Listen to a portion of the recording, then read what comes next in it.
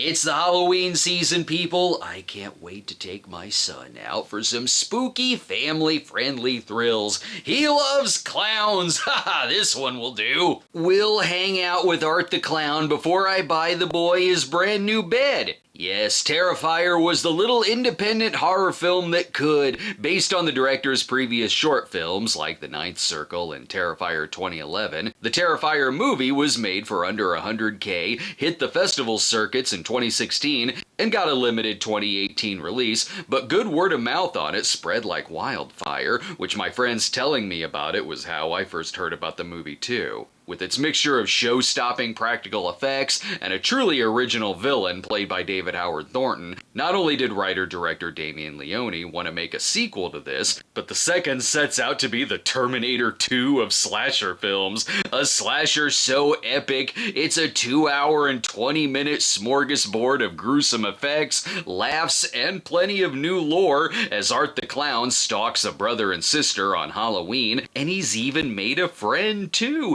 He has his own Tiffany Valentine. The sequel still kept its indie roots though, with it being financed outside of the studios and had a very successful Indiegogo campaign to help with the effects. It wasn't an easy production either, as it was one that had to be shut down in 2020 and then picked up again later, but all that hard work paid off, as not only was it a critical and audience success, but was the most profitable film of the year, making $15 million against a small $250K budget. There wasn't enough left to provide the theaters with the necessary barf bags. No matter, I've got a collectible popcorn bucket I can puke in. This is Terrifier 2.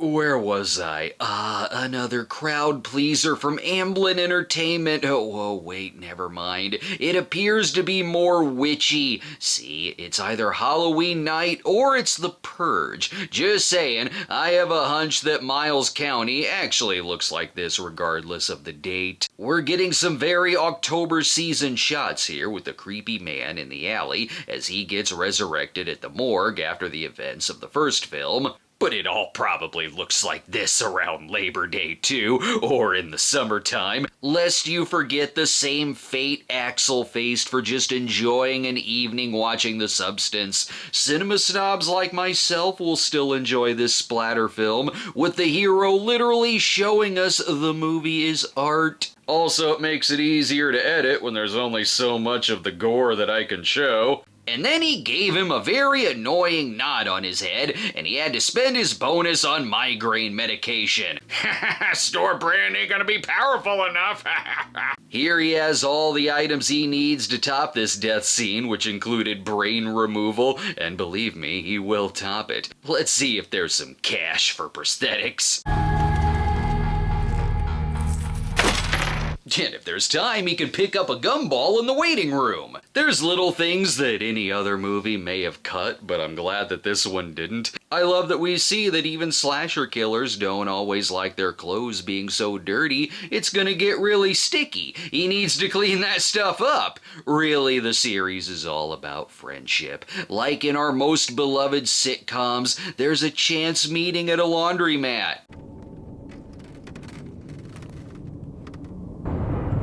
Excellent. They're about to do the loveliest rendition of the Bee Gees' To Love Somebody that I've heard this month. It's the reactions from the bit characters that work too.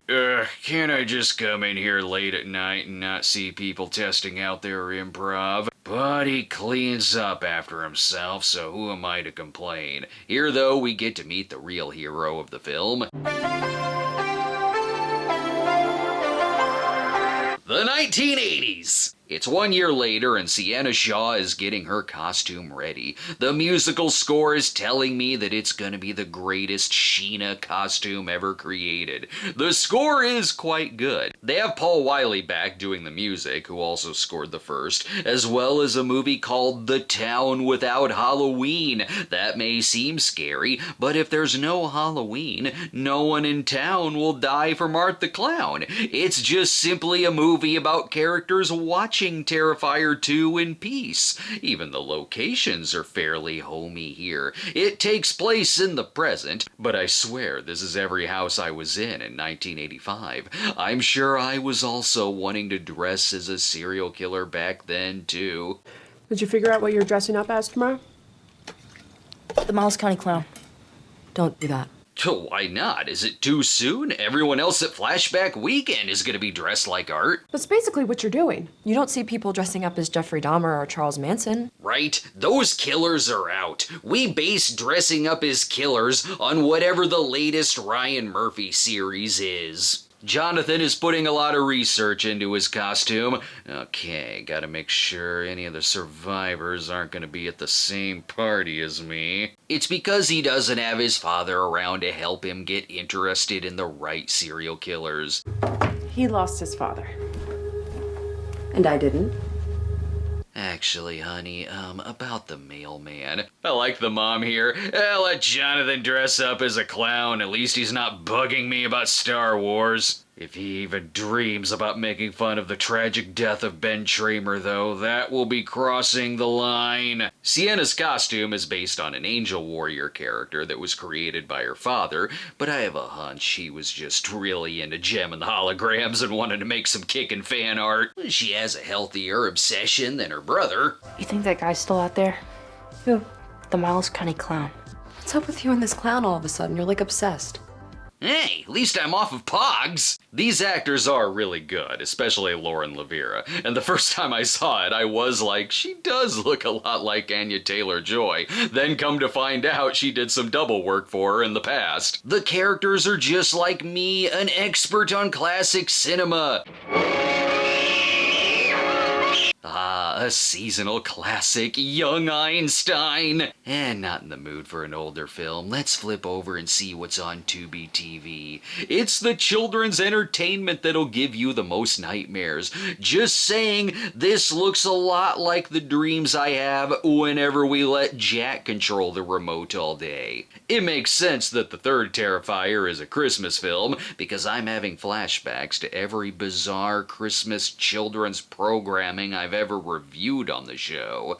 This one has catchier music though. 'Cause food's a little funny, food's a little funny. I am really in the mood for a bowl of rice crinkles right now. It even addresses that Mikey the cereal taster actually had some terrible taste. Sure, he likes it, but at what cost? Now we get the star of the show here, who I'm sure, like every children's entertainer in the day, was just in his dressing room smoking his traditional carton of cigarettes first. Please welcome Art the Clown.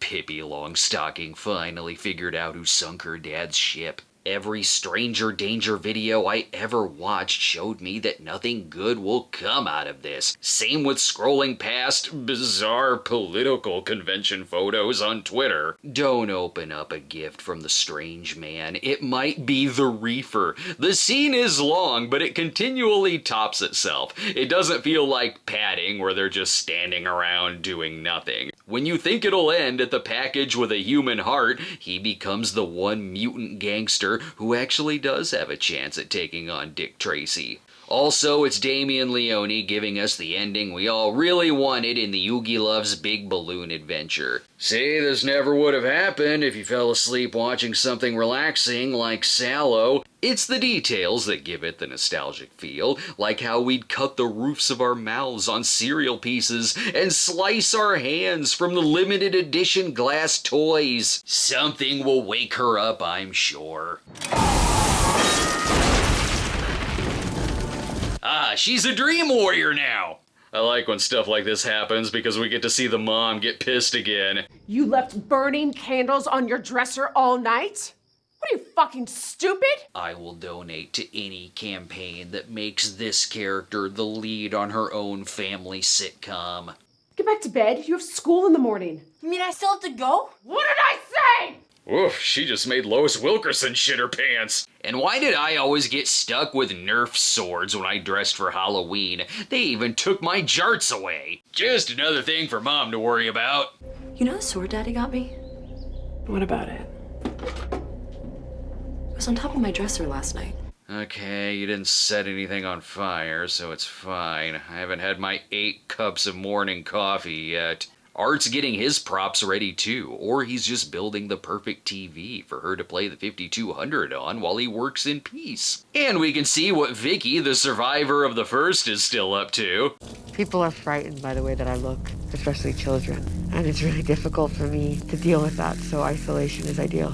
Oh, you'll be fine. You just need the face app to put some makeup on. See, there you go. You look great. Let's take a break. Even the movie needs a recess for the moment. Be sure to check me out over on my Cameo page, where you can get yourself a special message, a birthday shout out, or just ask a question. All that and more at cameo.com/the Cinema Snob. Hope to see you there. And speaking of cameos, What are you boys doing back here? Felissa Rose Angela herself. It's great seeing her back on the big screen again, although I can think of one character that was probably more of a Pamela Springsteen fan. He's figured out that he shouldn't wear his clown costume if he's gonna talk to his crush.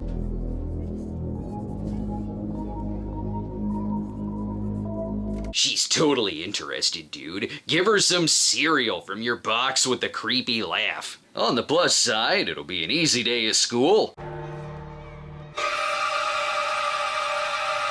Excellent, it's an assembly hall day. Today we're teaching you why you should just say no to eating roadkill, kids. We meet the other friends too, who I'm sure will survive the movie just fine. Like her friend Allie here, she'll come out of the movie unscathed. It's the talk show hosts who get it in the end, lest you forget the events of the first. You guys hear about Monica Brown this morning? Ugh, that bitchy talk show host? Yeah, that bitchy talk show host totally got her face torn off.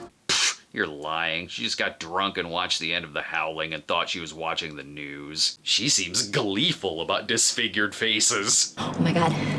And I heard that her cheek, like a little bit, was found at the bottom of Victoria Hayes' shoe. You okay? Do you mind? I'm trying to get turned on over here. Sienna has to tell them about the whole fire coming out of her dreams thing. Like flames touching the ceiling, entire house could burn down. Bad. Jesus, is everyone okay? Yeah, no, my mom put the flames out in time. Oh, so no one was disfigured, and you call this a story? Perhaps she should talk it over with the guidance counselor. If Felissa Rose can be a teacher, then we can get Cropsy from the Burning in here to give the kids safety tips. She couldn't make all the parts of her costume herself. Best go buy some wings at the Spirit Halloween. I hope in the third film we also get some sequences in a Spirit Christmas store. That means you'll be running into Art the Clown at that time of year too, looking like every motion sensor decoration meant to scare the shit out of you. Huh, my brother's costume is more impressive than I thought it would be. I changed my mind. I have to beat Jonathan at the costume contest. Point me to the nearest Lizzie Borden outfit ASAP. And people are always scared of Art for the whole slicing and dicing thing, but... I think I left my bag downstairs. They never give him props for returning items to the Lost and Found section. The comedic timing on all this works too. I love the employees' reactions. Sir, if you're gonna put that in your mouth, you gotta pay for it. You know I could make an entire bag of popcorn with just your 2 eyeballs, right? She is counting on him having the same weaknesses as a bear. As long as I don't move, maybe he won't give me an ear infection before the loud sound plays. Hey, buddy. You wanna quit causing trouble? I told you 1,000 times, go hang out somewhere else when you're on your lunch break from Jack in the Box. I'm honestly sad to see this guy go. I could have used more random appearances of him popping up and saying, "Ugh, didn't I tell you to cut out the shenanigans? Sir, do I look like a pawn shop? Also, organ donations are a block over. We only sell prop body parts here." Whoa, maybe he got off easy. It's cutting to something else after he gets attacked. Oh, never mind, it's cutting back. And then Art taught him how to crush bottles and cans over his head to be the party animal of the Halloween ball. Sienna isn't the only one seeing clowns all over town, just as Dad warned in his sketchbook. Is that Daddy's sketchbook? You know how long we've been looking for this. Focus. We can get to you reading Dad's diary in a minute. Do you want to know why there's strange demons annoying more folks at the checkout aisle than an old lady with coupons? This family has info on everything. The young dead girl discovered at the carnival, to all the mayhem and piles of bodies from Art, to Dad's prized portraits of John Bluto Blutarski. He even predicted her role in the lore. Jeez, Dad, why'd you create my superhero to be so sexy? No wonder Mom is stressed. Your brother brought a dead animal to school this morning. What? That was my lunch, you asshole. Mom is dreading what they're gonna do to stuff the Thanksgiving turkey. And Sienna isn't making it easier for Mom either when she takes Jonathan's side. I believe him. Judas! But meanwhile, as Allie continues to be fine, just fine. That van's got nothing to do with the killer, just someone dropping off flowers. Ain't nothing bad gonna happen to this character. Go ahead, answer the door, the flowers will be for you. Or it's Art, not to kill her, but to also bring back lost and found items.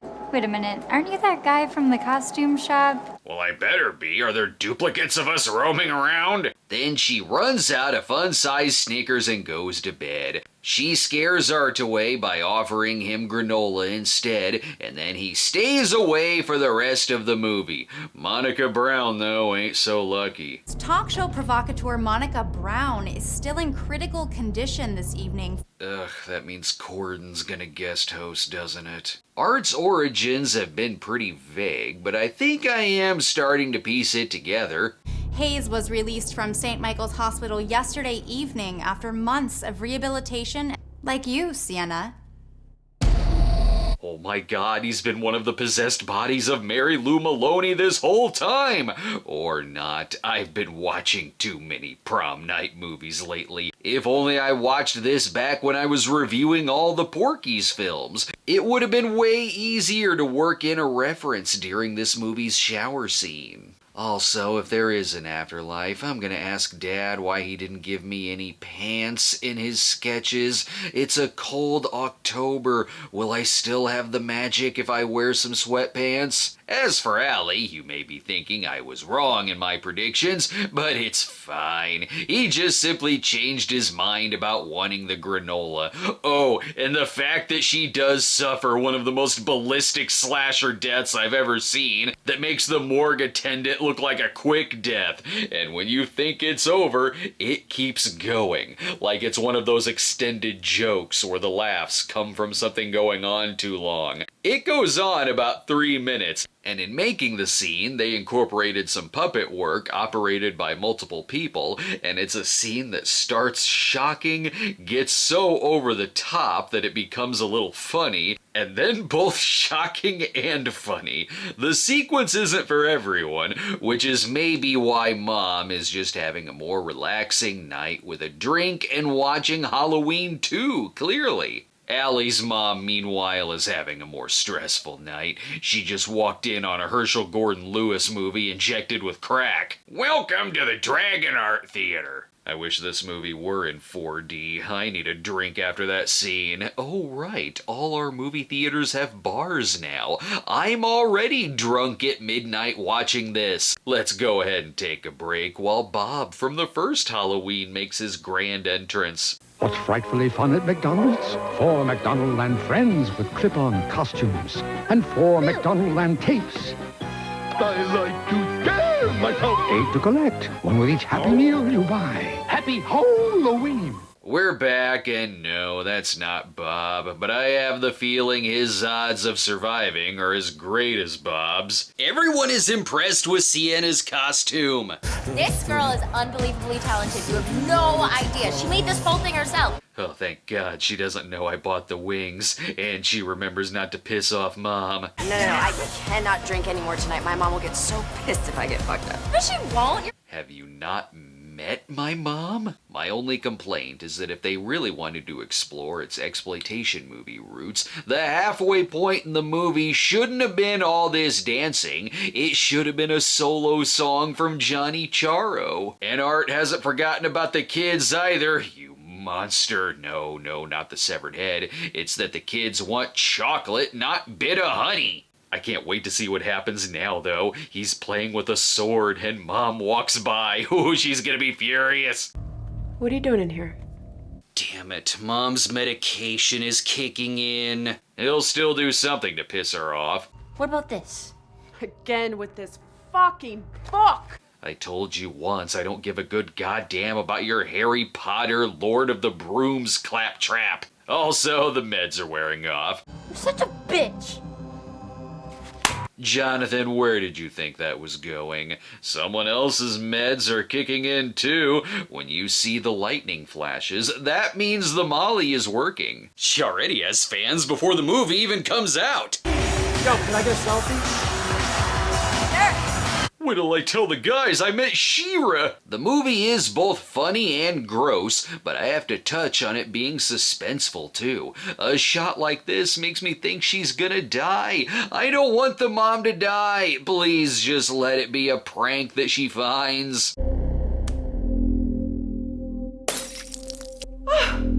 Thank God. Bless you, neighborhood prankster. Mom's still here. That calls for an extra dose of celebratory Molly. Like this costume. Yeah. I mean, it should be a happy thing. Yeah. It reminds me of my dad. Your dad keeps sounding weirder. And how is Jonathan supposed to make it to the dance when other obstacles are getting in the way? I will deal with you later, Ethan Hawke. I have a cell phone. I don't care if there's a black phone in your dungeon. Plus, if you get kidnapped, not sure if Mom would do anything. She'd make sure you stayed with the stranger long enough so she can clean up the car. More people need to die to give Mom some peace. Oh wait, did I say peace? Crap, I just cursed my favorite character again. And then he squirted her in the face with some water, and she returns in the third film to win her deserved Oscar for Best Supporting Actress. She was killing it in this. I'm legit sad to see her go, which means the movie is working when it's a bummer someone you like dies. I mean, maybe we could bring her back, Weekend at Bernie's style. He's already set her up at the table. Don't eat anything he cooks. He doesn't even know how to hand out candy. Look what the razor blade and the apple did to this poor girl. The kid shouldn't be scared. He'll survive. He's a movie buff. He should know that the pale little girl obviously puts this in the continuity of Fellini's Toby Dammit and Spirits of the Dead. She's got a good support system, though. Kaylee Hyman was in A Man Called Otto, practically the same movie. I remember when she witnessed Otto shoving dog innards in the new neighbors' mouths. She has to find her brother, and I'm gonna go out on a limb and say that's not really her brother on the other end of the phone. He normally asks them to pick him up at an old crime scene. Even the fact that he's out here right now should be telling you something. Didn't like a little girl get murdered out here a couple years ago? Oh, who hasn't been murdered in this town? I take it there's a reason this carnival is closed down. They took calling it the murder house way too literally. But we can get some more backstory while she's away. He's turned into a complete psycho ever since his father killed himself. He had like this giant brain tumor that He got really abusive towards the end. Are we gonna have sex in the car or what? You just gotta speak his language. He drank a whole bottle of Jack, and he got in his car, and he drove straight into one of those transformer things. Oh man, he hit Bumblebee! When she searches for Jonathan, she wishes she had the black phone. That connection was strong enough to pick up ghosts. Texting, however, will show what the real threat is. No, The Terrifier is what it'll be titled when the series is rebooted in 20 years. But after all that talk of brain tumors and overdosing on pills and Jack Daniels, now we are officially in the mood. Here, let me just do this line, then you can tell me about her dead grandma and we can go on all night banging. They did a lot of on-location work too, which is cool, as the haunted house stuff was shot at the Fright Factory in Philadelphia. I remember my days hanging out there in the parking lot, taking a piss, scaring the girlfriend, all while getting stabbed repeatedly by an employee in the crotch. It's okay, it grew back. As for the other girl, well, this I can show. She gets away. I don't have to make up wholesome things happening to her. We're still following her as she's running. That means we'll know for sure she makes it to safety. That is, before Art politely washes the blood from her eyes so he can give her the correct directions to Thunder River. It's not near the Batman roller coaster. You want to go towards the back of the park, near the Screaming Eagle. Also, she dies. Can't say you weren't warned. No matter, Sienna finds her hanging out in the Saw room. I distinctly said we'd meet in the hostel room. I like when Jonathan comes back in with a look that says, yeah, I'll come back later. Maybe it ain't so bad getting yelled at by Mom. You got this, sis. He'll be back on your feet soon. Kicks to the ribs and a nice throw to the mirror ain't so bad. She does a lot of her own stunts too. Same with Mom, who cleaned up that car like a champ. Let's go ahead and take a break. This haunted house is so well put together, even the killer may get lost in it for a while. We've got a couple of conventions coming up soon. You can see all of us at Grand Rapids Comic-Con on November 15th through the 17th, where you can get tickets at grcomiccon.com. But if you can't make that, Doug and I will be at Days of the Dead Chicago, November 22nd through 24th, and looks like there's some other familiar guests there too. Get your tickets for that one at daysofthedead.com. We're back, and oh shit, well, that's a smaller weapon than usual. I was expecting it to be attached to a stick of dynamite that explodes acid everywhere. I can dodge this one just fine, and it's because she has the bigger weapon as well. Oh, that ain't gonna kill him off. If the opening taught me anything, he'll wash his skull off in the washing machine, and it'll be good as new. This is just what Dad warned us about, for the prophecy foretold that in the great church of the devil's reign, you will take the inanimate carbon rod, approach the coffin on the way to the gift shop, and there isn't much after that. It was then that Dad died from the pills. The best part is, you don't have to do much cleaning if you shoot a gory movie inside a haunted house attraction. By all means, leave the blood and props on the ground. It just adds to the effect. This is bringing back all kinds of memories, less Passion of the Christ, and more like a deleted sketch from our review of Passion of the Christ. This was a great movie to see in theaters, and it's a great one to rewatch at home too during the Halloween season. There's funny little gags and reactions that I forgot about. No, buckshot, my one weakness! Whoa, wait, the resurrection is true. Not Jesus or Art, but Mom. Oh, wait, she's being nice. That can't be her. Test to see if it's her by saying that Jonathan keeps porn under his mattress. And if she yells at him, it's her. Spoiler, it's not her. So many things come together in this and work. It's a great ensemble, right down to standout supporting characters who steal their scenes, and the bit characters who make the most of their screen time, plus the brilliant and demented physical comedy of David Howard Thornton as Art, and this one introduces a great hero too. There's clearly lore here, but it doesn't outright come out and explain everything, which makes me want to see where it goes in the next movie. And if she's gonna get her superpowers, she better get them quick. Lunch. The character of Sienna was something that was in the writer's mind since around 2009 in The Ninth Circle, in which he envisioned a very angelic-like hero to give the franchise a memorable protagonist alongside its great villain. Like the series now has its own Laurie Strode or Nancy. Dad was probably a fan of slashers too. Dad was nice enough to warn that she would be a modern-day Angel Gabriel, but could have at least warned about the TV magician's box she'd have to escape out of. Honey, I'm sorry. If I told you about Satan's version of Colby's Clubhouse, you'd have all called me crazy. It really is a risk to make something like this a 140-minute slasher epic, when one would guess that with this plot it'd be around 80 to 90 minutes. But that paid off. The movie is consistently engaging, and regardless if anything could be trimmed or cut or not, I was never feeling the length. It isn't people just wandering around, padding out time in 20-minute dialogue scenes that should be only 3 minutes. There's always something happening here, and it's one where when you feel like you've seen it all, of course the sword is magic. Could I tell you exactly why? Not really, but I buy it.